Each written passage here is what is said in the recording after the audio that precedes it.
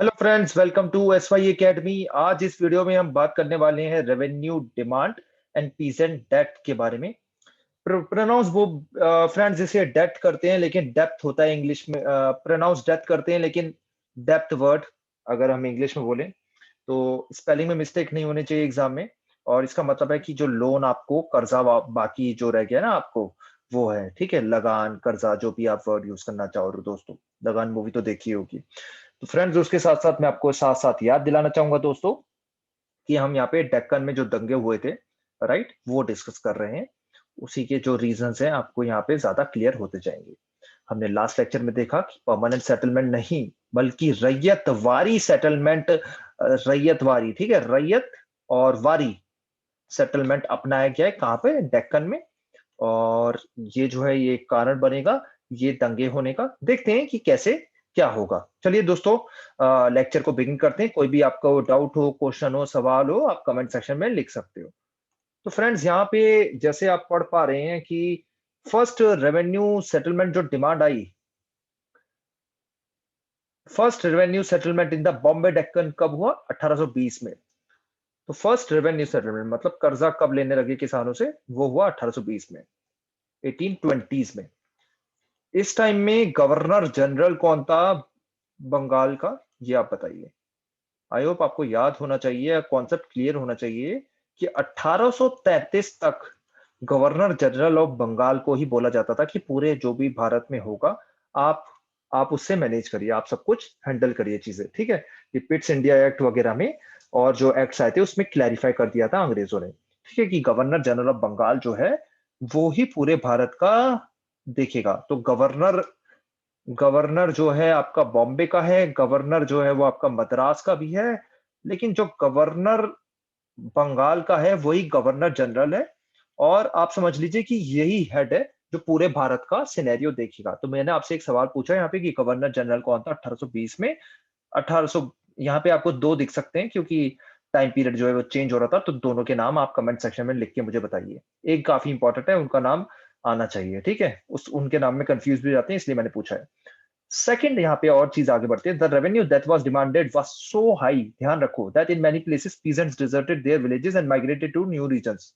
तो रैयत वाली सेटलमेंट आ तो गया, लेकिन इससे इससे इसका मतलब ये नहीं है कि शांति मिल गई। इतना ज्यादा रेवेन्यू लिया ना किसानों से कि पहले ही भाग गए। ठीक है, पहले ही भाग गए। तो दोस्तों, अभी अभी मैं आपको बता दूं, ये डेक्कन रिवॉल्ट हो नहीं रहे हैं, 1820 की बात हो रही है।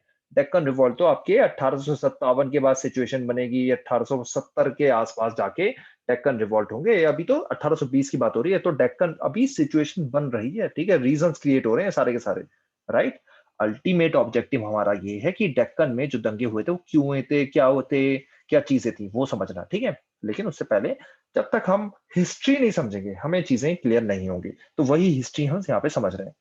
तो in areas of poor soil and fluctuating rainfall, problem बहुत ही ज्यादा एक्यूट थी। क्योंकि दोस्तों देखिए, अंग्रेजों ने बोल दिया कि मैं 100 रुपए लेट से रन रेवेन्यू लूंगा। अब ये 100 रुपए उन्होंने बोला ही नहीं कि आप क्या बंजर जमीन से लोगे या आप ऐसी जमीन से लोगे जो बहुत फर्टाइल है।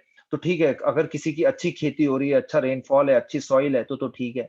लेकिन अगर किसी का पुअर सॉइल है और रेनफॉल फ्लक्चुएट कर रही है तो कितनी प्रॉब्लम हो सकती है। आप सबको महाराष्ट्र का सॉइल और उसका रेनफॉल पैटर्न तो ज्योग्राफी से पता ही होगा, परेशानी कितनी है, विदर्भा वगैरह जो रीजन्स है। ठीक है, जिसको ये थोड़ा सा कॉन्सेप्ट क्लियर है वो कमेंट सेक्शन में लिखो, मैं उसमें डिटेल्स में नहीं जा रहा। लेकिन डेक्कन के काफी रीजन्स ऐसे हैं दोस्तों, ज्योग्राफी में आपने पढ़ा होगा।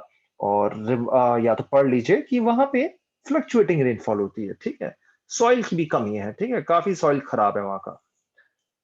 और स्पेशली जो, तो जो फिर ऐसे रीजन्स के किसान थे उनकी तो हवा निकल गई यार, इतना ज्यादा रैंड रेवेन्यू, ये क्या, भाग गए वो, भाग गए। हाँ जी, फॉरेस्ट में चले गए, बोलते हमें नहीं करनी कैसे, ये भाई खेती बेती आप ही करो, अंग्रेजी कर लो। ठीक है, व्हेन समवन फेल्ड टू पे डेव पे, जो जब व्हेन समवन फेल्ड टू पे मतलब अगर कोई अपना लैंड रेवेन्यू नहीं दे पाता था किसान, उसका क्या होता था, उसकी क्रॉप्स को कब्जा कर लिया जाता था। उस पे फाइन, फाइन जो था पूरी विलेज पर रखता था। Fine was imposed on the whole village. ठीक है, तो ये देखिए, ये हो रहा है यहाँ पे। और देखते हैं दोस्तों क्या हुआ 1830 में आते आते। ठीक है, प्रॉब्लम जो है और ज्यादा बढ़ गई। Prices of agriculture products fell sharply after 1832 and did not recover for over a decade and a half। तो देखिए इससे प्रॉब्लम क्या हुई दोस्तों कि आपका 100 जो है लैंड रेवेन्यू फिक्स है, लेकिन प्राइस जो है आपके लेट से आप कुछ उगा रहे हो, फॉर एग्जांपल आप कॉटन ही उगा रहे हो, उसकी प्राइस बहुत कम हो गई, तो आपको मिल रहा है 50 रुपए, 40 रुपए, 100 रुपए लैंड रेवेन्यू देना है, कहाँ से दोगे? यही हाल होता था। किसी किसी का तो 10 रुपए कमाई होती थी, 100 रुपए लैंड रेवेन्यू ऐसे। एग्जैक्ट एग्जैक्ट ये नहीं है, ठीक है, एग्जैक्ट मैंने पहले ही बता दिया कि एग्जैक्ट एग्जाम में मत लिख के आ जाना ये 1 एकड़ जमीन का, ऐसा कुछ नहीं है, ये सिर्फ मैं एग्जाम्पल्स के लिए समझा रहा हूँ। This meant a further decline in peasants' income. ठीक है। At the same time, the countryside was devastated by a famine that struck in years 1832-1834। तो 1832-1834 में बहुत ही खतरनाक फेमाइन आया था दक्कन में, जिसमें 1/3 कैटल मर गई और आधी आधी हाँ ह्यूमन पॉपुलेशन डाइड। तो आज कोरोना में हम कितने डरे हुए हैं, हम सब घर में बैठे हैं डर के, राइट? हाँ, आप हम सब इतने तो अभी भी नहीं मर रहे, अभी भी 1% पॉपुलेशन भी डेथ नहीं हुई है। कितनी पॉपुलेशन है? 125 करोड़ मान लो, इसका 1%। मैं ये नहीं कह रहा नुकसान नहीं हो रहा, मैं एक चीज समझाने के लिए कह रहा हूँ कि इसका अगर 1% मान ले तो कितना हुआ? 125 करोड़ का 1 करोड़। ठीक है, इतना अंदाजा तो ले लिया सिंपल तरीके से। 1 करोड़ लोगों की भी डेथ नहीं हुई है, लेकिन ये देखिए तो मतलब 1% डेथ भी नहीं हो रही है, लेकिन यहाँ आधी पॉपुलेशन जा रही है।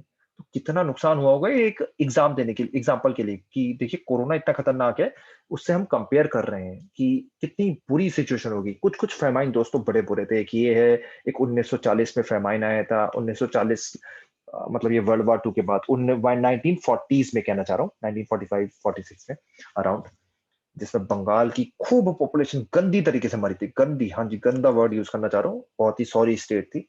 तो ये सब अंग्रेजों के लिए रिस्पॉन्सिबल थे। इनएविटेबली दे बोरोड। मतलब किसकी बात हो रही है? देखो किसान जो है लैंड रेवेन्यू दे नहीं पा रहे हैं, मर रहे हैं, ये हो रहा है, वो हो रहा है। तो क्या हो रहा है, ये बोरो कर रहे थे।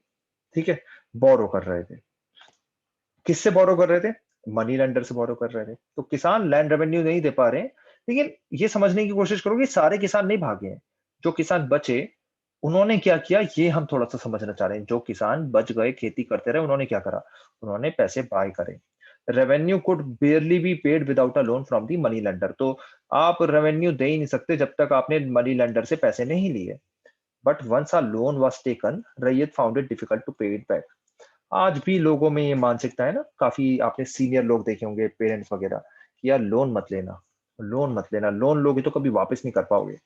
आजकल वैसे इतना ट्रुथ है नहीं, अब तो सिचुएशन चेंज हो गई है, लोन वगैरह लोग वापस कर देते हैं, सेंसिबल हो गए हैं। उसके बाद बैंक लोन ही तब देते हैं जब आप में कैपेबिलिटी हो वापस करने की। लेकिन डर आज भी है। ये डर क्यों है? ये हिस्टोरिकल डर है दोस्तों, हिस्टोरिकल डर है हमारे भारतीयों में कि भाई लोन अगर एक बार लोगे तो वापस नहीं दे पाओगे। यहाँ पे यही होता था।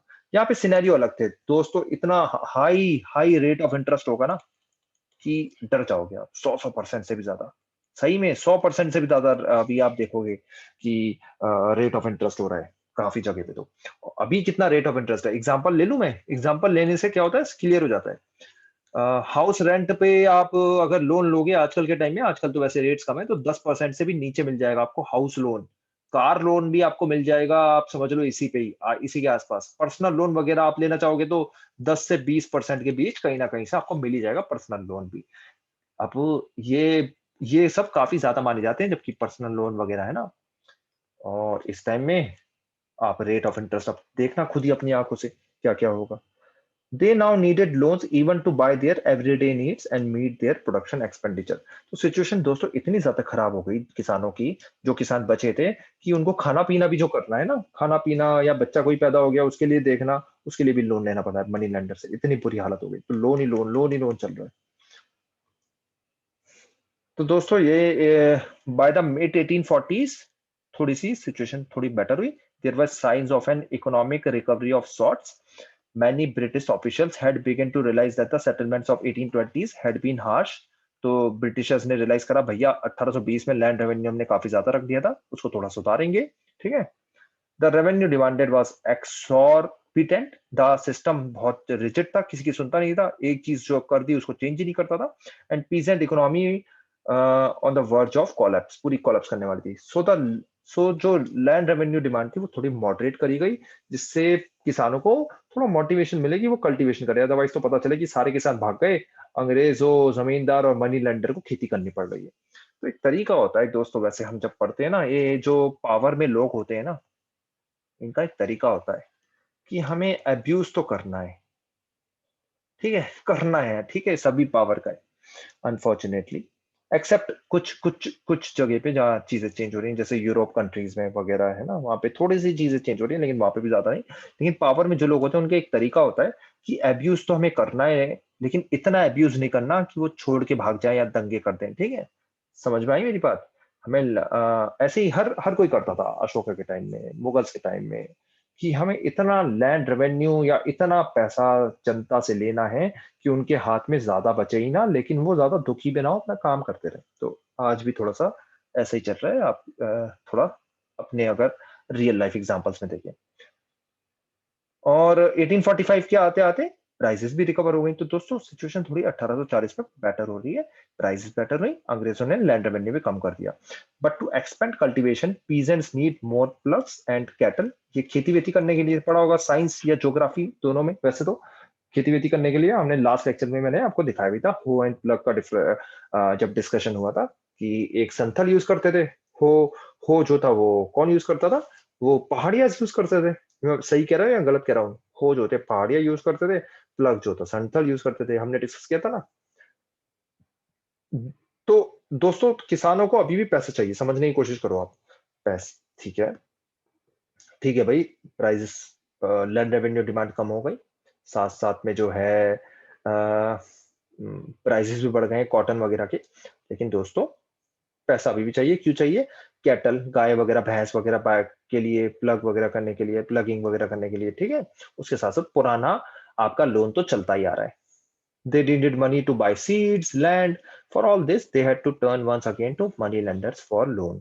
तो मनी लेंडर्स के पास लोन के लिए जाना पड़ रहा था। तो आपको ये चीज समझ में आ गई होगी कि किसानों को मनी लेंडर्स के पास जाना ही पड़ रहा है लोन लेने के लिए। ये एक सिचुएशन है। और आई होप ये पॉइंट क्लियर हो गया होगा कि किसान, ये आप कैसे को फार्म या पीजेंट्स मनी लेंडर से लोन लेके बैठे हुए हैं खूब सारा, ठीक है। ये चीज समझना जरूरी है दोस्तों, क्योंकि यही आप देखोगे कि एक प्राइमरी रीजन बनेगा ये आगे चल के जो दंगे होंगे ना इसका, कि लोन इतना बढ़ जाएगा किसानों के पास कि किसानों के पास कोई और तरीका नहीं रह जाएगा बस बट ये बस दंगे करो। फ्रेंड्स ये था लेक्चर हमारा। नेक्स्ट वीडियो में हम थोड़ा सा cotton cotton boom, cotton prices के बारे में डिस्कस करेंगे, ठीक है, जिससे आपकी क्लैरिटी और बढ़ जाएगी। कोई भी डाउट हो आप कमेंट सेक्शन में लिखो, मैं उसको रिजॉल्व कर दूंगा। Thank you and take care.